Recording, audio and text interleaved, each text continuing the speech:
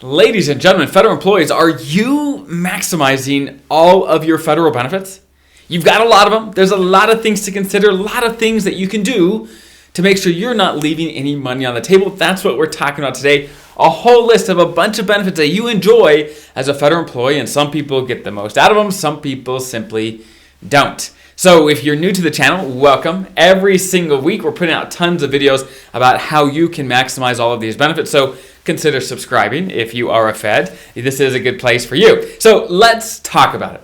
Like I said, there's a whole bunch of benefits you enjoy as a federal employee. So what this video is going to entail, I'm going to walk you through the basics of each one of them. Now, each one of these topics we could spend probably an hour discussing. We're not going to do that. I'm just going to give you the highlights on the major things to consider when thinking about each of these. And then you, depending on which ones are most relevant for you, you can say, okay, I'm going to go watch the videos they've done on this or this or this, and then you can nail down the ones that are most potent for you. So, first, pension.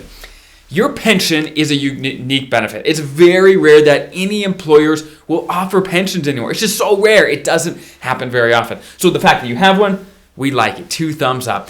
But how do you get a pension? First, you have to be eligible for retirement, which I've got whole videos on what that means. But for most people, you've got to hit your minimum retirement age, right? MRA, have 30 years of service, or age 60 with 20 years of service, or age 62 with 5 years of service.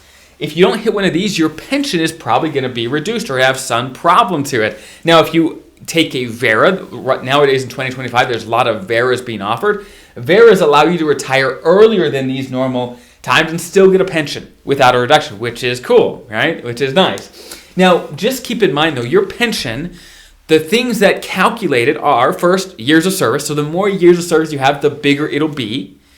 Second, your high 3 salary, which is basically the 3 years of your career in a row that you got paid the most. They average that salary, and that's your high 3.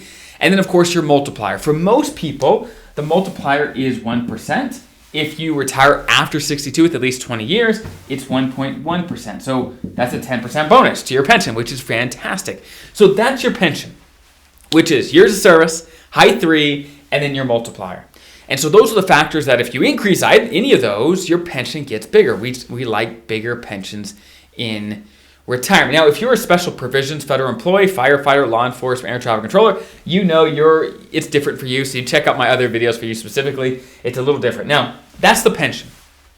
Basically, to increase the pension, you can get a higher salary. You can move to a higher locality pay, because locality pay is included in your pension, by the way. You can work longer, and you can make it to 62 with 20 years to get to 1.1. Those are the things you can do to increase your pension. Let's talk about the supplement. The supplement is also called the FERS supplement, or annuity supplement, or Social Security supplement. All those terms that I said, they're all talking about the same thing. It's just different nicknames for it. Basically, the supplement is something you can get between 57 and 62 if you're eligible for a full retirement, one of these, or a VERA. Then you can get it between 57 and 62. And basically, it's additional dollars on top of your pension, which is fantastic. But of course, it stops at 62 no matter what, okay? I'm not going to go much into that other than that. Other than, I will say, if you are receiving the FERS supplement between 57 and 62, and you're working a job and making more than about $24,000, they're going to start reducing down your supplements. They're going to start taking some of it back. Just keep that in mind, okay? So the supplement, really, to maximize that, you have to be eligible for it. And if you work a job, make more than $24,000, then they'll start reducing it. Those are the factors, okay? Next, Social Security. Now, you may wonder, why do you put Social Security on this list? Don't all Americans get Social Security? The answer is no, they don't.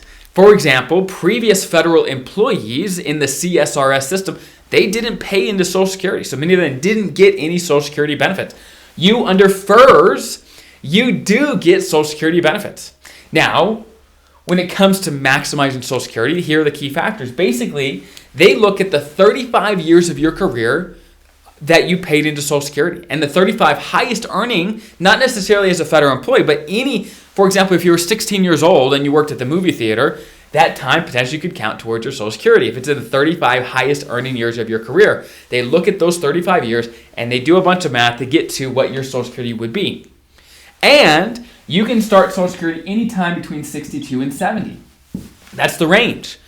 Okay, now I've got whole videos on deciding when to take it because that decision is the big one. That's really the biggest decision when it comes to Social Security is when you turn it on between 62 and 70. And regardless, let me say this. I talk to people that some people are dead set, hey, I'm going to take it at 70 because that's how I get the biggest benefit. Or no, I'm going to take it at 62 because I'm going to get as much money out as soon as I can. And I see there's kind of pretty extreme opinions on Social Security on the internet.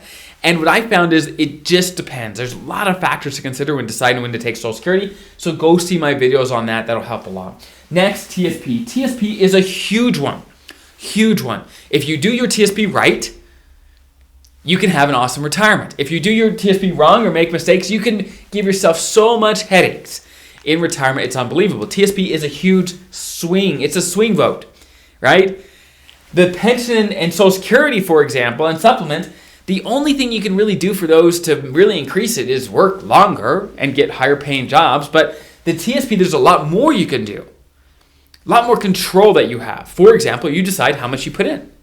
You decide how it's invested. You decide whether you're doing Roth or traditional. And those are all massive decisions that have big inflection points on all three of those decisions. And I've got whole videos on each one of those, whether you should do traditional, Roth, how you should be investing, all of those things. But just keep in mind, take this seriously. It matters a lot. I see a lot of feds retiring. And again, this is often the difference maker between the great retirement and the okay retirements and the stressful ones. Take it seriously. It makes a big difference. And in retirement, how you take money out makes a big difference. It makes a big difference, okay? If you didn't catch that, it makes a big difference, okay? Hopefully that came through. Okay, next, health insurance. This is one of your best benefits, in my opinion. Your health insurance with the government. The government pays about 70% of the premiums while working, and as long as you're eligible for retirement or a VERA, right? One of these or a VERA, then you are able to keep your health insurance in most cases into retirement. And they'll continue to pay their portion of the premiums even in retirement. You'll have open season even in retirement every single year. You can change your plan, which is fantastic. So the biggest decision is, well, a couple things. The biggest thing to do is make sure you keep your FEHB. There's rules on having to have it for 5 years before retirement. So if you cancel it for whatever reason, you may not be able to get back, right? So first, keep it. Second, are you on the best plan for you? Do you have a plan that's too expensive for you? Simplifying, would that actually help your situation? Do you have one that's maybe too cheap for you? Maybe you got to amp it up. Those are the decisions. And once you get close to Medicare age, which is age 65, do you have an FEHB plan that plays nice with Medicare? I've got whole videos on that. You can check it out. Next, dental and vision. Now, dental and vision really isn't subsidized by the government much. And so this benefit is, while convenient to have through the government, it's not massively good, okay? It's not like FEHB, which is highly subsidized by the government. It's not like that. So dental and vision, in my opinion, what we found is if you find that it's useful for you, great, use it. But some people find that it's not actually worth it, depending on how much they use the policy itself. So keep that in mind. Next, Fegley, or life insurance, okay? The government's life insurance program has a lot of advantages and a lot of disadvantages. One of the big advantages is that you can, when you're employed, you can pick basically whatever you want, right? You can do a lot of life insurance. They don't do a medical exam, which is fantastic, but parts of Fegley get really expensive as you age. The price goes up over time, and if you haven't been paying attention to it, you may be paying a lot more than you expect. So the biggest thing for Fegley to know is, what parts of it do you have? There's actually a number of different parts. They all work a little differently. You can check. I've got whole videos on that. And which parts do you actually need? Do you need it right now? If so, how long do you actually need it? Most people don't need life insurance for their entire life. Some people do, but most don't. How long do you need it? How long are you going to pay those premiums? Because they get expensive. So keep that in mind. That's the biggest thing for Fegley is, do you need it now? If so, fantastic, keep it. Or maybe can you find a cheaper policy in the private sector? Sometimes you can, sometimes you can't, depending on your health. And if you don't need any though, sometimes I see people, by the way, side note, some people they look at what they're paying at Fegley, like, oh man, that's a huge price. I don't want that. They go shop around in the private sector. They get a cheaper policy, and they come to me, say, look what I did, right? I got a cheaper policy, and I look over their situation and say, well, why'd you do that? You don't need insurance at all. Not everyone needs life insurance.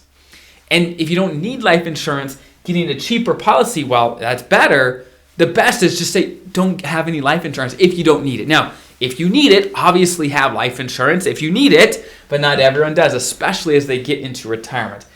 Next, but last but not least, long-term care.